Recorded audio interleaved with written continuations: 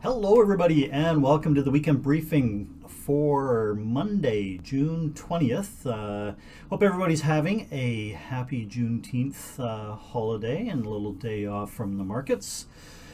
I've had a great weekend so far and it's been kind of nice to just have a really chill Monday.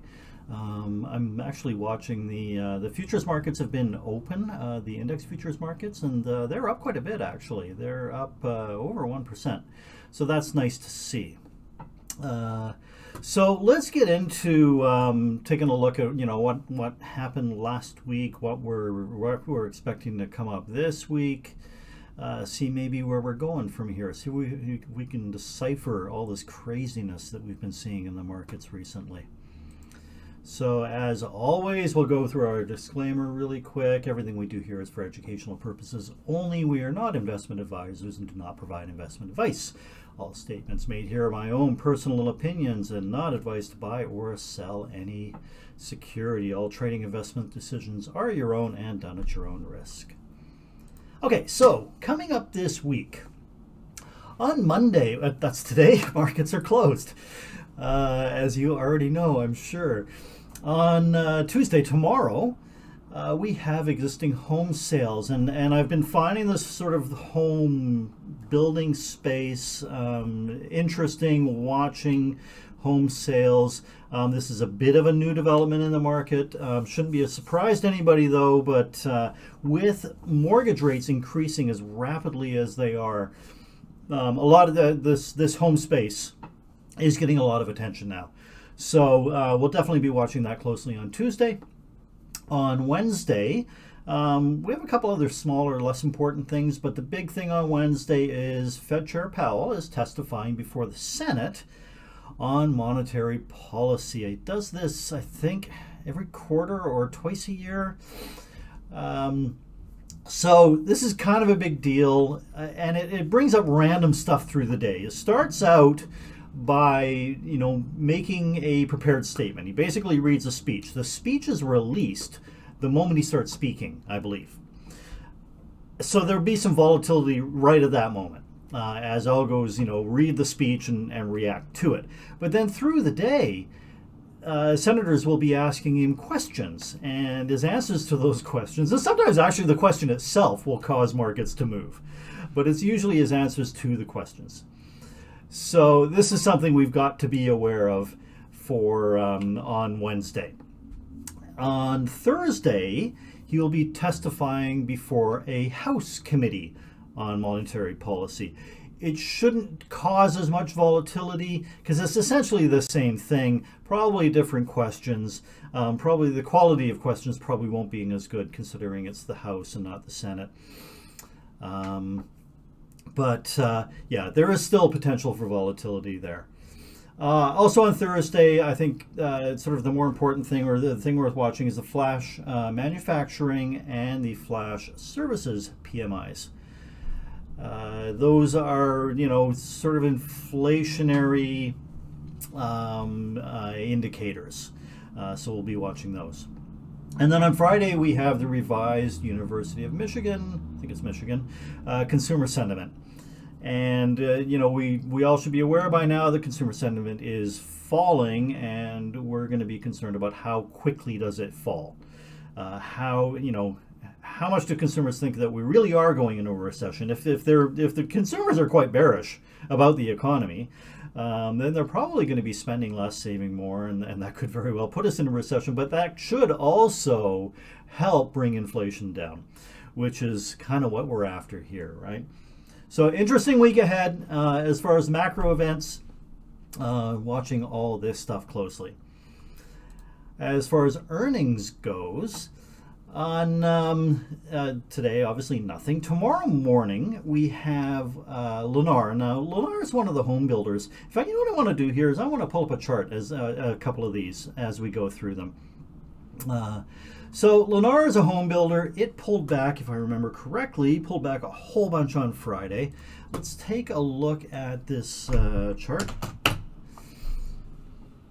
Because this could be, or it pulled back, a whole lot for, just over a week now, and it actually bounced a little bit on Friday and closed off its above its open, closed green, with a lot of volume too. So this is interesting.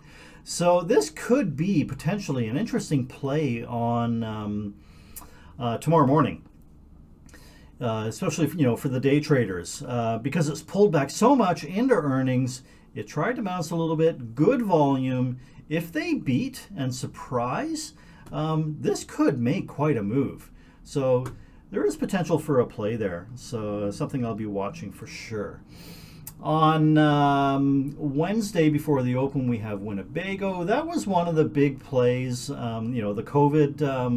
COVID plays. The thinking people are going to buy campers and go out camping away from other people. And they did quite well. So that might be a little interesting. KB Home is another home builder. Chart of that is going to look quite a bit like Lennar. Let's just take a look at that really quickly,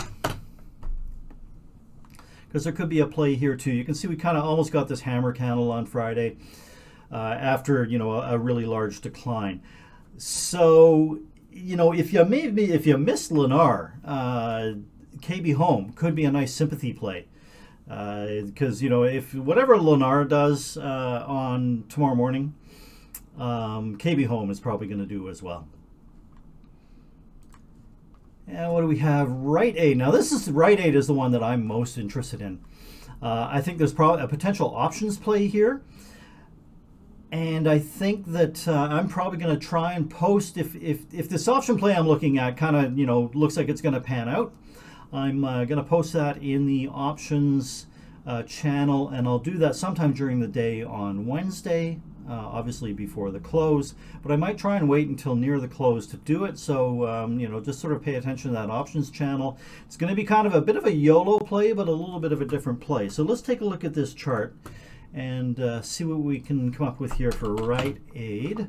And I'll go into more detail. I might even do a video on Wednesday to post in that options channel. But you can see that Rite Aid has been in a downtrend for a long time. But it is putting in some bottoming type action here, right?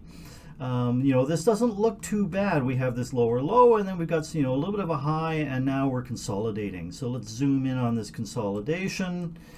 I like this little base action here. But the thing that interests me most about this is the short interest. Okay, if you look up at the top here, we can see short interest, 13.9 million shares short out of a float of 53 million shares. That's pretty high, right? And we know how the market, Wall Street Bets, loves to get a short squeeze going. What's the best thing for getting a short squeeze going? Earnings. So I'm going to come up with a short play, and it's quite interesting. It's like I said, it'll be a bit of a YOLO. It'll be a cheap play. You can do a bit of a lottery ticket thing with it. The deal is it's going to be for a credit. So it'll be a credit spread. It'll be what's called a ratio back spread. So if you're really wrong, you're going to make money. Because it will expire worthless and you will get to keep the credit you received. If you're really right, like if Rite Aid does go into a short squeeze and starts shooting up and comes into this, $9, $10, $11, $12 area, like serious short squeeze, you're going to make some serious coin off this thing. Now, if we're a little wrong and it kind of does nothing and just stays in this area here, then we're going to lose on the trade. But I'll go into more detail on this on Wednesday, so watch out for either a video or a post or both in the options channel. Okay, back to our calendar. On Thursday after the close, we have FedEx, which should be interesting. Now, you know what I don't get about FedEx here is they, let's look at the chart. Oops, FDX. They announced on this gap up day that they were radically increasing the size of their dividend, which was quite interesting. Why here? Why this day when they've got earnings coming? I kind of think their earnings must be good. They were kind of, because you would think that if your earnings are going to suck, if you think you're going to surprise to the downside, why would you announce earnings or an increased dividend here when you know the stock is going to shoot up? It just gives you more room to the down, to fall down on your bad earnings, right? I think that earnings are going to be kind of good, and they were trying to get a little bit of move up and then another move up. Just a theory. I don't know how to play it. I'm probably not gonna play it, but I will kind of take a look at this and see if I can find a low risk play for earnings. And if I do find anything, I'll let you guys know. But yeah, just something I found interesting with this increase in the dividend announcement shortly before earnings. And then on Friday, we've got Carnival Cruise Lines and CarMax. And there may be something there, so maybe you guys can look at the charts on those a little later in the week, perhaps, or take a look on your own now and see if you can find a play in there. Okay, so that's it for earnings coming up this week. So let's take a look at the markets, see what we've got going on. Start with the S&P 500. We'll do actually a little overview here, but I just wanted to start with a chart of the S&P 500. As I'm sure you know, we're down a lot in the last 2 weeks. Let's put a little ruler on this and see, how much are we down from, say that day there. What day was that? That was June 7th. So just from June 7th, we're down 12%. And from the close a week ago, that would be that day? Yeah. And just in the last week, down 6%. That's brutal. That's a big move down. If we look at, let's go over here, we look at our heat map for the week. So this is performance of the S&P 500 stocks for the week. Not a lot of green here. You can see we talked about FedEx already. We've got some FedEx is green. Boeing is green. I can't remember why, but Boeing's made a nice move in the last week, up almost 8%. And we've got some biotech stuff going on here. So this is something we may need to look into a little deeper. But that's about it, right? There's not a whole lot of green on this heat map. I want to show you, though, a post from Charlie Bilello of Compound Advisors. If you're in a macro, he's a really good follow. So I highly suggest you subscribe to his little newsletter. He sends out a little, sends out a bunch of charts once a week. And there's always good stuff in there, but you got to be into macro. If you're not into macro, this stuff is going to go over your head. So I suggest if that's the case, let me find the highlights for you and explain them. And this is one of the highlights. This is the percent of S&P 500 stocks above their 50-day moving average. And you can see that as of Friday, only 2% of S&P 500 stocks are above their 50-day moving average. We are in extreme oversold region. We don't get down here very often. Look at this chart goes back to 2002, and we've been in this area 1, 2, 3, 4, 5, now 6 times in 20 years.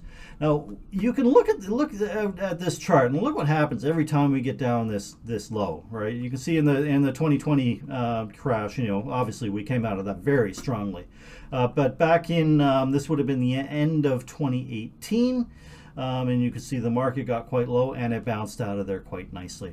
You can see back here in 2011, we hit a low in 2011 as we got extremely sold. We had this very extreme negative breadth thrust. Same thing happened back in 2008 and back in 2002. When we put in these lows. Now, it's not a guarantee, but at some point following these very negative breadth thrusts, we do have a bounce. And so we are due for a bounce now. We've been saying this for a while, right? Markets have just been getting too negative, but we're starting to see a number of different kinds of signals, and this extreme negative breadth thrust is one of those signals. Now, this breadth could get worse, and you can see there have been times when it has gotten a little bit worse than it is now. So, you know, maybe we've got a little bit more to go to the downside before we can start, you know, calling this ready to bounce strongly, but something we're definitely watching out for. And here's why we're watching out. So this is, so he's done a little study, the percent of stocks in the S&P 500 above their 50-day moving average, and this is, you know, goes back 20 years. So when we're oversold, we're in the bottom 2% of readings, okay? This is the move in the S&P 500 over the next time period. So the next month, we expect a move of 4.2%, 3 months 6.2, and so on and so on and so on, right? You can see some big moves. And then the next line down here is this is the average, okay, over that time period. It's the average move, the S&P over that time period. So now you've got the differential, this movement above the average S&P 500 movement. And so you can see we should expect quite a strong move when we have this extreme negative breadth thrust. So I found this really interesting, and he's done a blog post. If you just go to Compound Advisors and click on their blog link, this is his most recent post and describes everything that I've just gone over here for you if you want to look at that in more detail. All right, so let's go back to our charts now and look at the rest of the indices. Let's look at the NASDAQ. And we can see big move down on the NASDAQ, but we had a nice little bounce here on Friday. So this is important to see because there's a lot of getting to be a lot of sort of dead air below where we are. We really kind of want to see a bounce in here. Maybe a little spike down. If we do get, you know, I mentioned that breadth could get a little bit more negative, and if there's one more spike down, maybe spike down to 260 and then bounce, wouldn't be totally surprising. But we do not want to spend any more time, you know, below this 267 level. A little spike is okay, and then an immediate recovery. When we start spending time, you know, below the 267 and start threatening this 260, then it's another big whoosh down coming. I don't think that's going to happen. I think we're getting close to a bottom here. I really do. Now, being close to a bottom doesn't mean we're necessarily going to shoot up. We may need to go sideways for a while. And I kind of actually think we do need to go sideways for a while. But again, not calling a bottom just yet, seeing some signs that one may be imminent. IWM, the Russell 2000 small caps. Another nasty week here, of course. Now this one's, you know, this is pretty scary in here. We had this important support level, and we can look back and see, you know, how far back did that level go? Well, it goes back pretty far, right? It had acted as resistance for the first time back in the middle of 2018. So 4 years ago is that when this started to set itself up, this level. We've broken through that now. Now we've got another level that you know, it's set up as far back as early 2018, and contained a lot of price action. Another really important level here that we're getting close to, and that would be the 160 level on the IWM. We're starting to threaten that now. Now the next level below that would be around 145, 146. As you can see, that acted as support for years now. Now, we don't want to go down and start testing these levels. This little test where we're coming into is close enough. And you can see we also closed this gap that opened up back here in November of 2020. So that gap has been closed now. I'm just going to leave that there as a reminder for us. But, you know, zooming in on this price action a little bit, again, we could see a little spike down, you know, and really test this 160, and maybe we do need to see that. But there was sort of some positive price action in this space. And, and actually something I forgot to point out. I wanted to point out this ever so slight RSI divergence that I'm seeing in not only IWM, but the other major indices as well. You notice how the IWM made a low here back in May, and the RSI made a low. Now we've made a much lower low, the RSI has actually made a slightly higher low. So that is a divergence, and that's another sign that, you know, a bottom could be in, or this is a clue that you know, to a potential bottom here. We see the same thing on the SPY, you know, or actually SPY, I guess, has made some kind of lower lows on its RSI, but not super low, or we're not below that that all-important 30 level that people look at. Same with the Qs. Ever so slight divergence here, slightly upsloping on that RSI, even though we've made a much lower low than back over here or here. So this is interesting to me, and something I'm going to be watching, see how that develops, and, you know, see if it does play out or not. It's another one. Oh, so on Friday, the best performing sub ETF, if you want to call them that, out of all these sector ETFs was the Russell 2000 Growth ETF. It was up 1.7% on Friday. For comparison, the NASDAQ 100, the QQQ, was up 1.22%. So, interesting to me to see small cap growth outperforming everything else on Friday after this giant move down. Another clue that we could be ready to rally here. And look at the volume. Really nice volume in here on Friday. Really interesting. Something to watch. So keep an eye on this one, IWO. The microcaps also performed quite well, outperformed the small caps on Friday. Again, something you know, worth keeping an eye on, and something to you know, give us a little bit of hope here for the week ahead. VIX, the volatility index.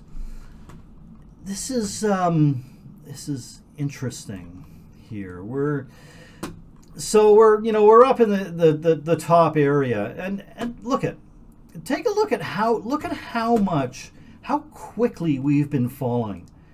This is horrible. You don't see this often on the S&P 500 chart, that's for sure. I mean, even go back to March 2020, and you don't really see a decline like this, not this fast. I mean, we had a couple or a few really bad days, you know, back in March 2020. But you know, a move like this is almost unprecedented.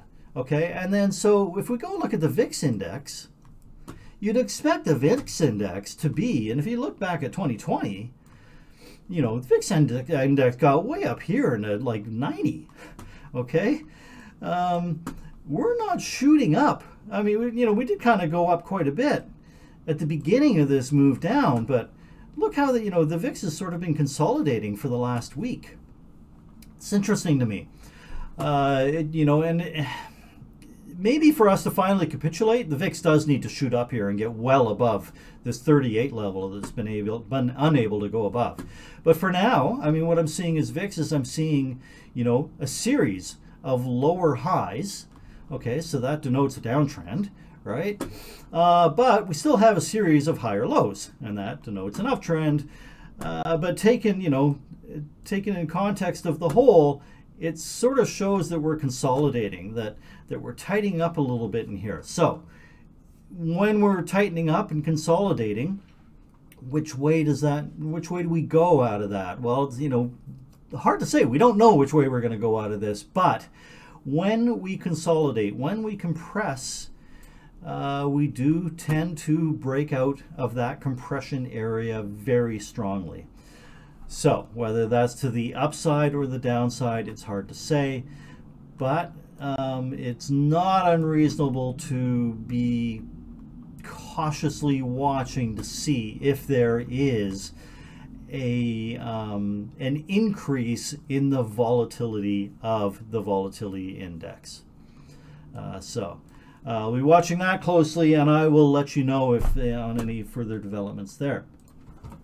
TNX, the 10-year yield, was interesting action here over the week.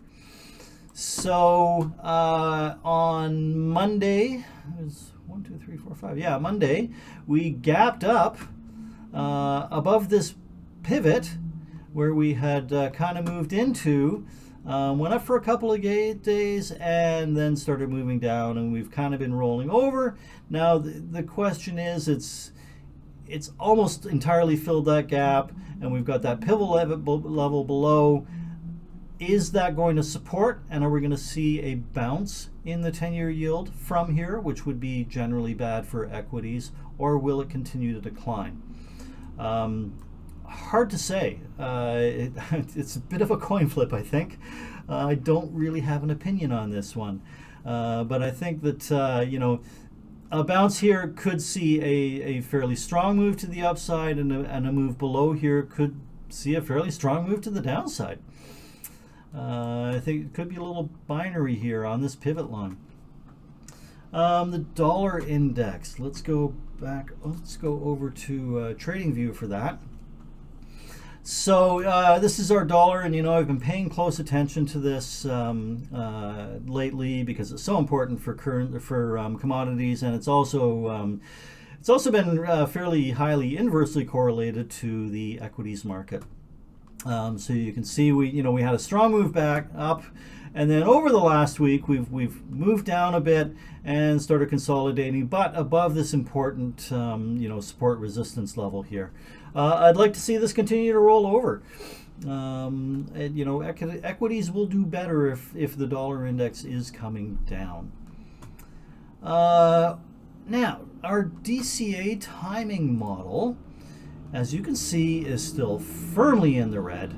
You know, if we just look at the colors here, obviously it's very risk-off mode. We don't want to be adding to our we don't want to be dollar cost averaging at the moment. This, you know, momentum is clearly to the downside here on our MACD, and we've got a long way to move up, you know, before this starts to even think about turning green.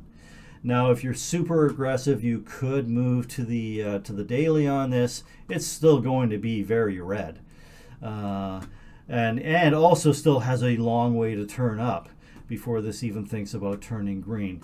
But like I said, you know, if we're starting to see clues that a bottom may be approaching, then maybe we want to start looking at some more aggressive approaches if we're dollar cost averaging, or certainly if we're trading and trying to catch a bottom. But that's not recommended for our long-term investors in the group. We want to wait until this turns green. Okay, let's move on now to our commodities. We'll start with gold. Gold's pretty much going sideways, consolidating. It gets a little messy here and there, but you know, I don't know. There's nothing going on here. It's just going sideways. No reason to believe it won't continue to go sideways. The gold miners aren't giving us any clues. This is GDX, the gold miners ETF, or if they are giving us clues as to more downside ahead. Silver futures, similar to gold, just kind of going sideways. You know, we've got a bit of a higher low here, but there's nothing convincing going on. This definitely needs more time to resolve itself. Copper, on the other hand, is looking a little bit scary here. So we had, we'd been talking about this wedge previously. We had talked about how we expect it to come out to the downside. It did the fake out to the upside, and what do we say about failed moves? From failed moves come fast moves. Okay, so that breakout to the upside failed the very next day, then, you know, after it broke out, and it's been fast to the downside ever since. And we're now below this, where we closed right at $4 on Friday.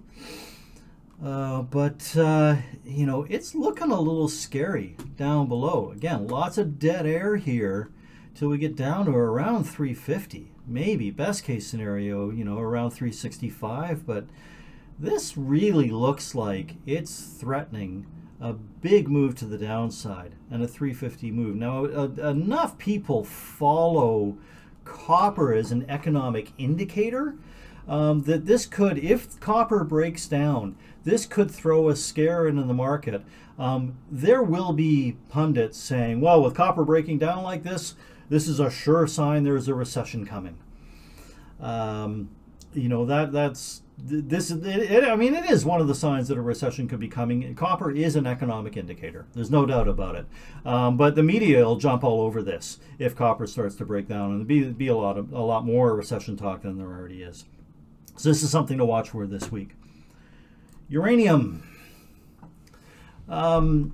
Interesting. So this is the spot uranium ETF.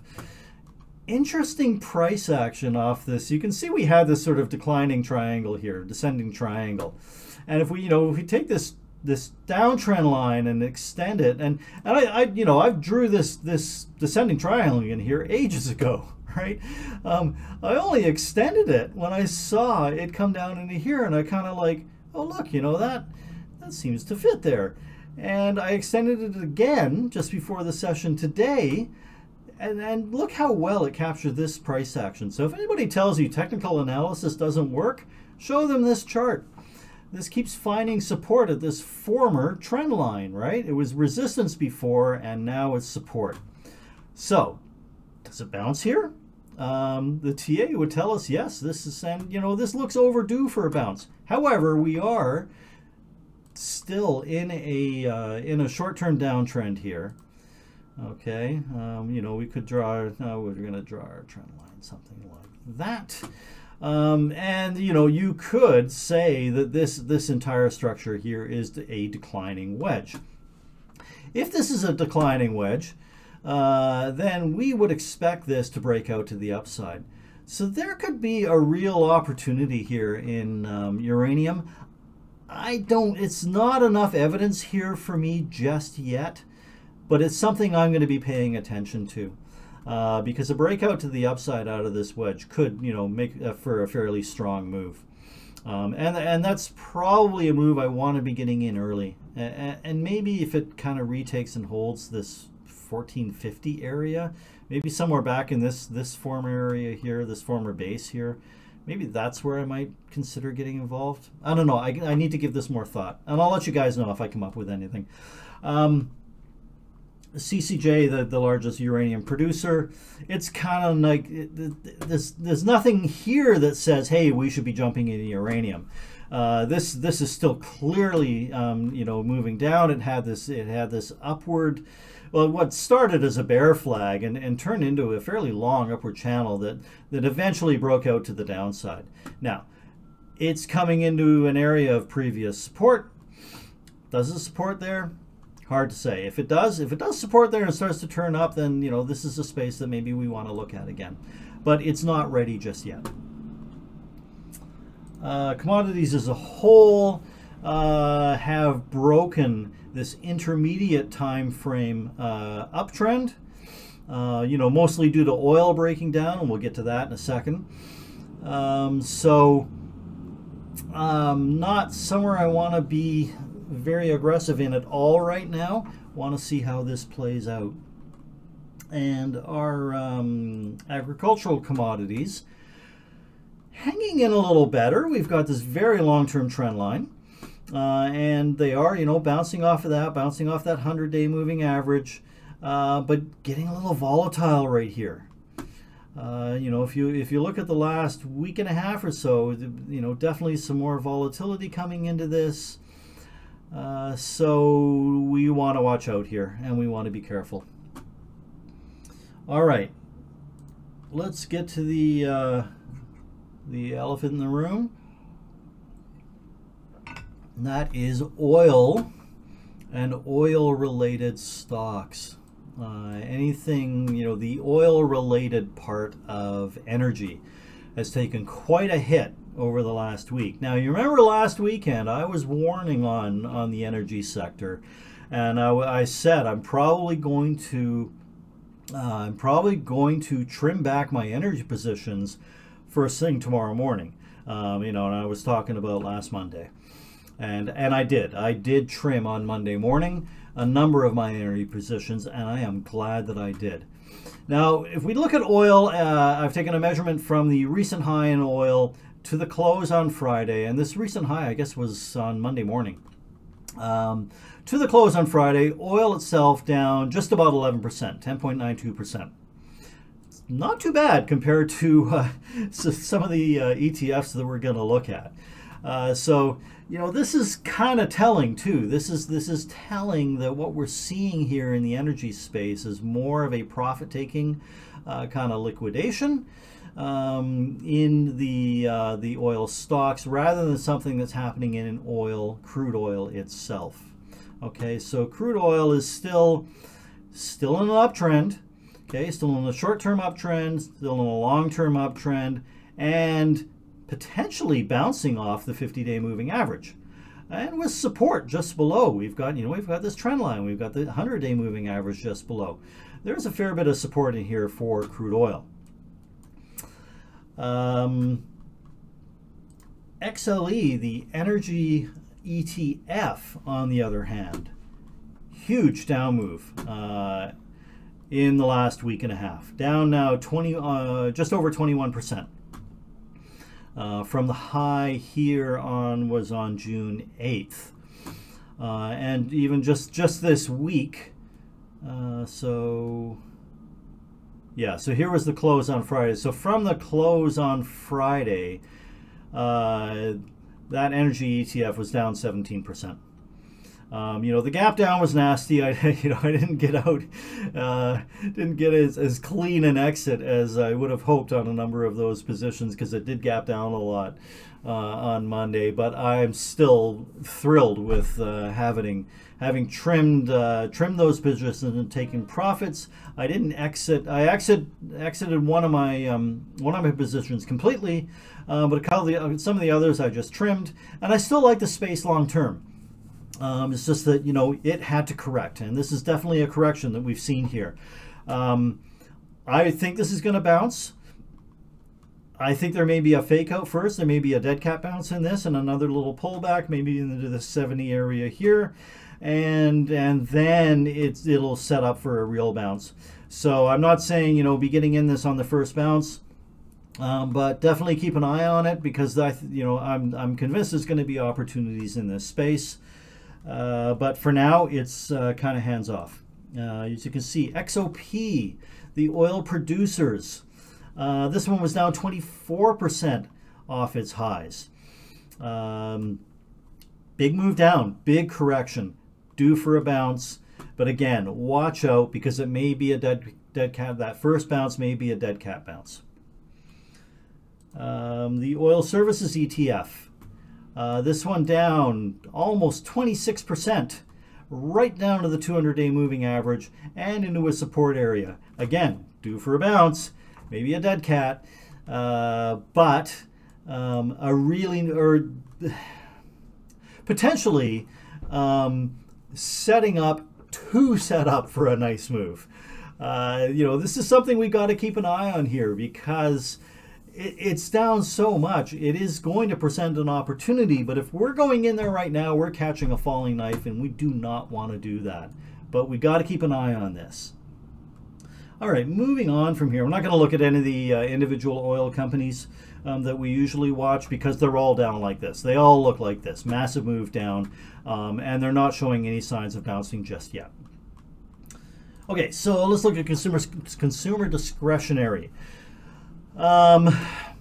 Nothing really to see here. You know, Friday we were green, great, awesome. But you know, this just keeps making lower lows and lower highs. This needs to show us some proof. Industrials, same idea. Just keeps going down. A big move down over the last week and a half. Maybe starting to bounce, but not enough to get me interested in this. Financials.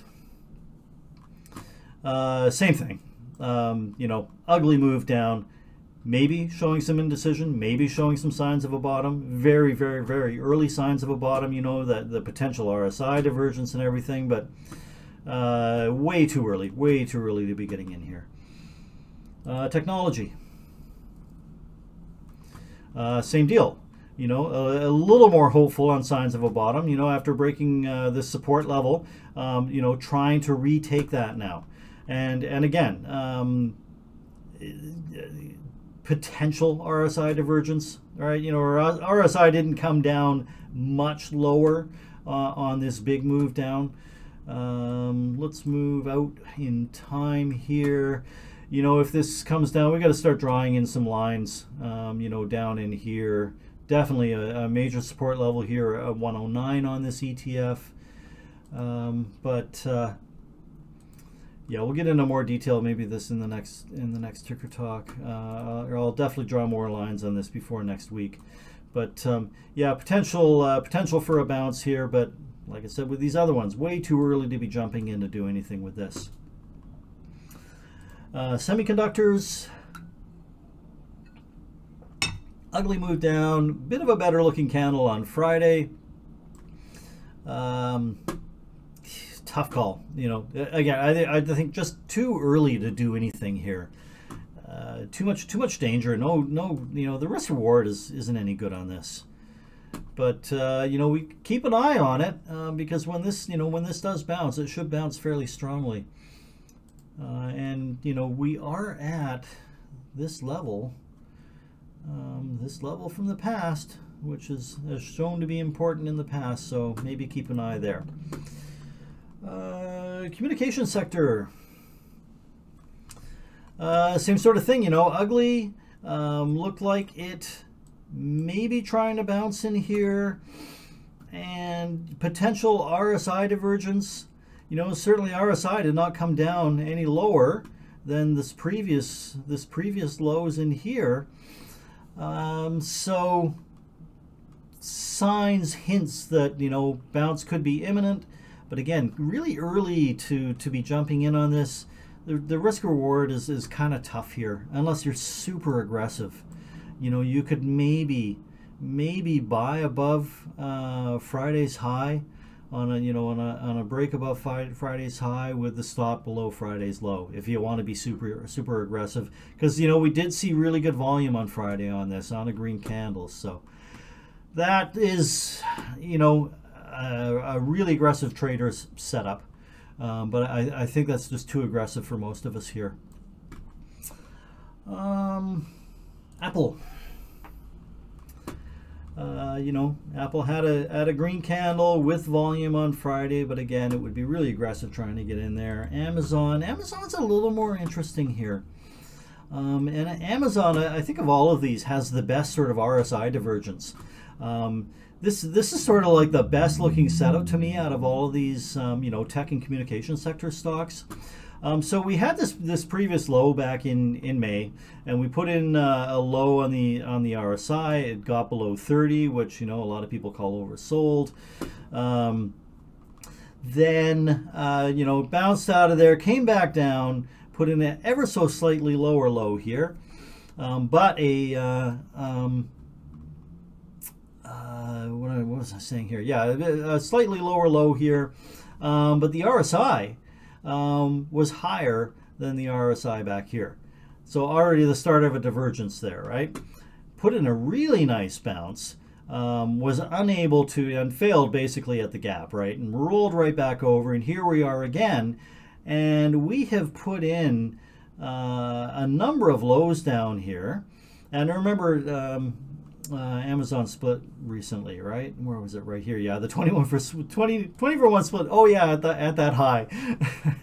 Coming into the gap, split there, and then it failed. But we've had this nice little series of lows right here, right around this 102 level, which corresponds with these previous lows as well.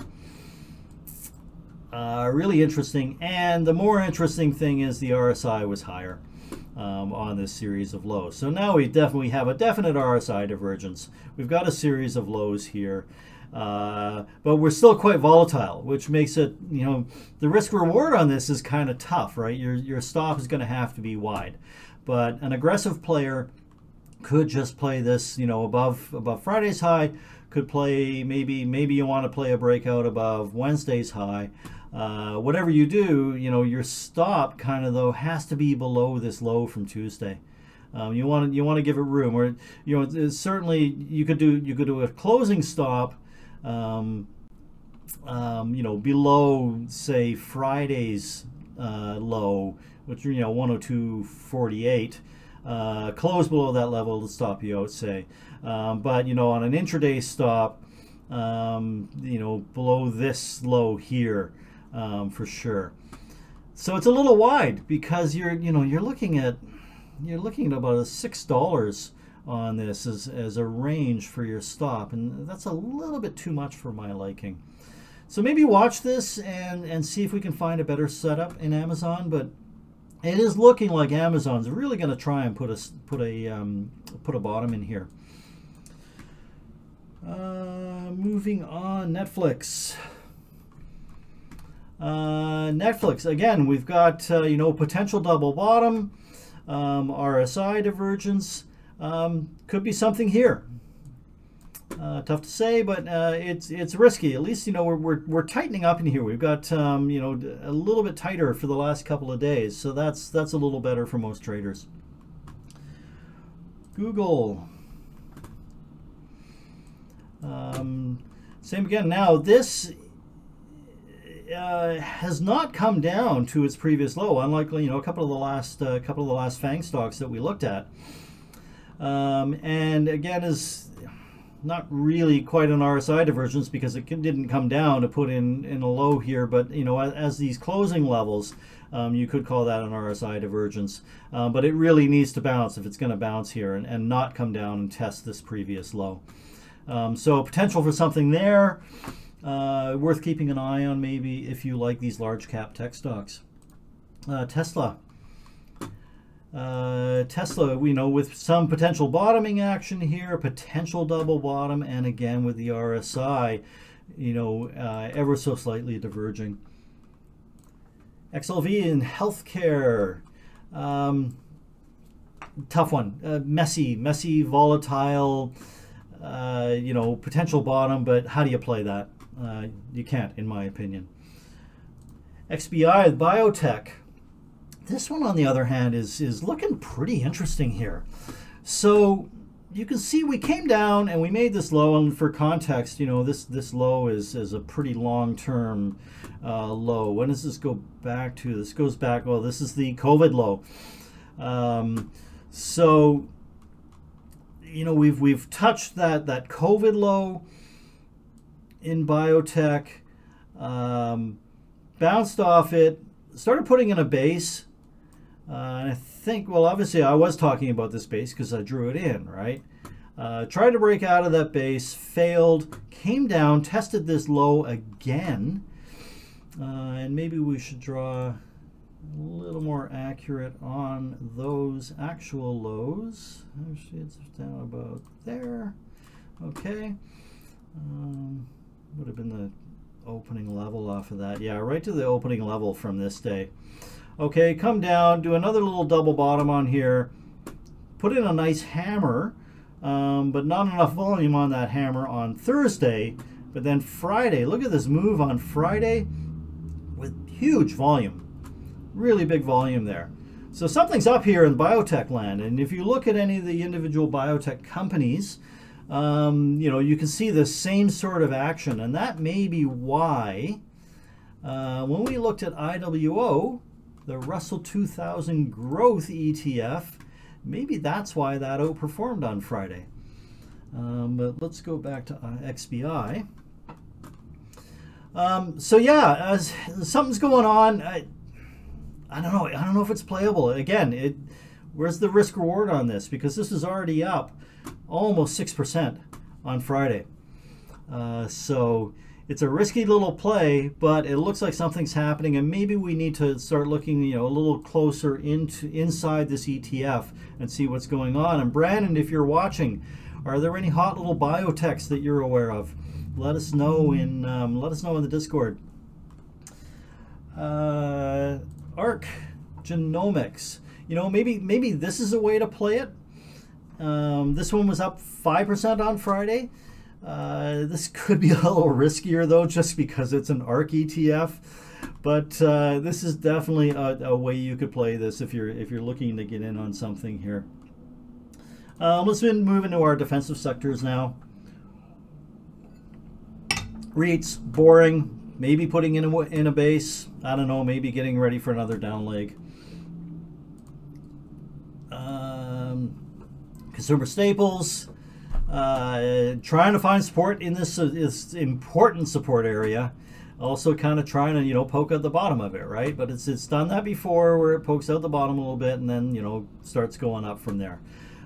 So, you know, I mean, staples move so slowly, it's hard to say. If the market, you know, has another leg down, this will come down too. And you can see this moved down quite a bit.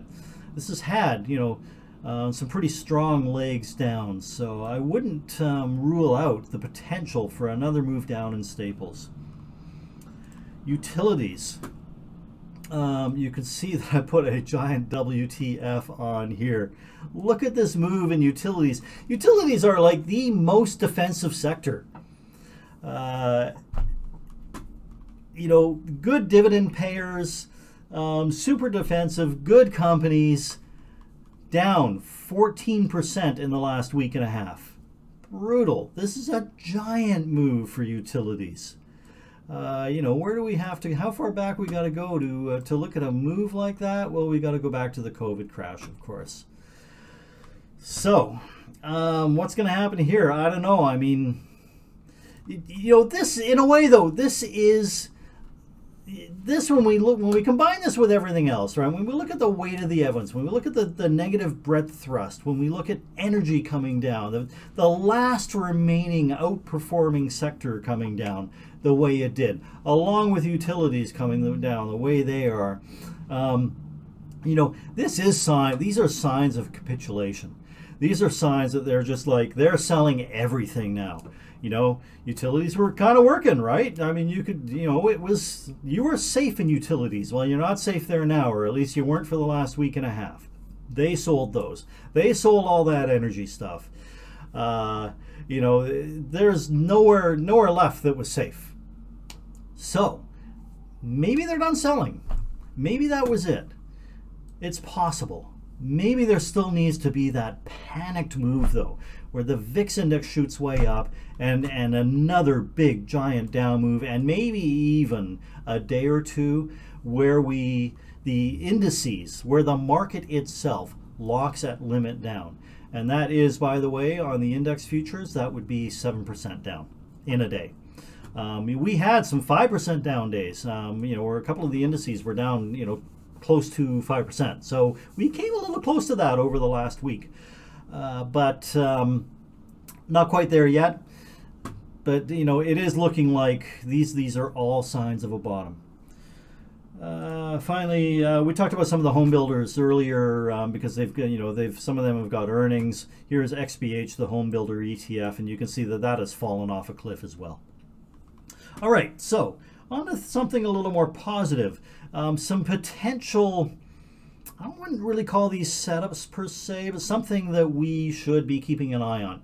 One of those is, I think the most interesting sort of subsector or industry group here is solar. Here is TAN, the solar ETF. Now, it had a big move down. It kind of chopped around a little bit. You know, you could almost call that a base. You could call that a fake out of the base to the downside. And then look at this move up on Friday, up 6% on Friday. Now, remember, on Friday, XLE was pretty much having its worst day. On Friday, XLE was down almost 6%. So this is the energy, the overall energy sector ETF.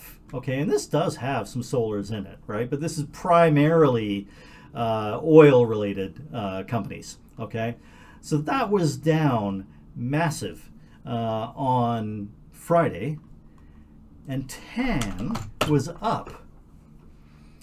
So are they rotating out of the oil-related stocks and moving that money into TAN? Well, it sure looks like that's what they did on Friday. Will that continue next week? Really tough to say. Will it go the opposite? Do they start selling TAN and solar stocks and move that money back into the oil stocks? Don't know, but it is worth keeping an eye on. And maybe there's a play in there for us if we're really nimble. And you can see how volatile this solar space is. You've got to be nimble to play in this space. Some of the, where'd it go? Oh, yeah, okay. Some of the companies in that solar space. Canadian Solar, really nice move on Friday, up 8.5% on Friday. You know, potentially putting in a higher low here. Right at a number of resistance levels with these moving averages, though. We've got the 50, the 100, and the 21-day moving average right there, and you've got the 200-day moving average just overhead. Volume wasn't quite as good on Friday as it was for some of the other solar stocks. We've got Sunrun. Sunrun had a big move on Friday, but again, you know, coming into some resistance with these moving averages.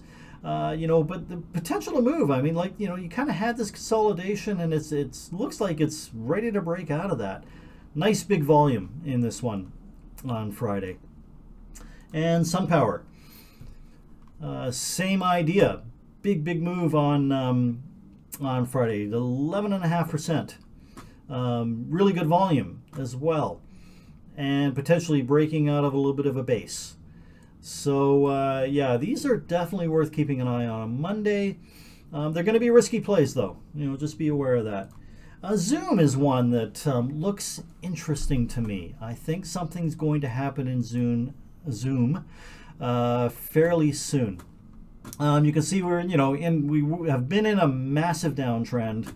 All the moving averages were declining, but you know, the 50-day moving average is, you know, starting to flatten out here. The 21-day moving average actually started to turn up recently, you know, when it broke through that 21-day moving average after putting in a low and consolidating in a base. It moved up, you know, started to roll over. Is it now putting in a higher low? It hasn't confirmed that yet, but it is kind of winding up tight. And we can see that our average range, oh, by the way, I've put a new line on here for you guys. This teal kind of line that I've put into my volume chart. This is the average true range percent. Okay, so what is the percent that the stock moves? And I'm doing it with the 14-day moving average on this. So when we see the average true range percent climbing, okay, it's becoming more volatile.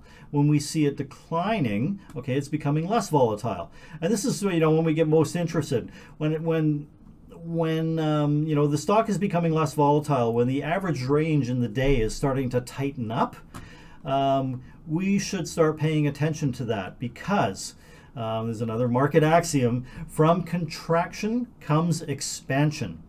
So, and that's what these little triangle patterns and everything are all about, right? And these little basing patterns. This is, you know, the stock price contracting, and we see that as lower volatility, you know, smaller moves through the day. And that's what Zoom is doing right now. It's contracting into a little triangle. It's, you know, it's squeezing between the 50-day and 21-day moving average and the 100-day moving average.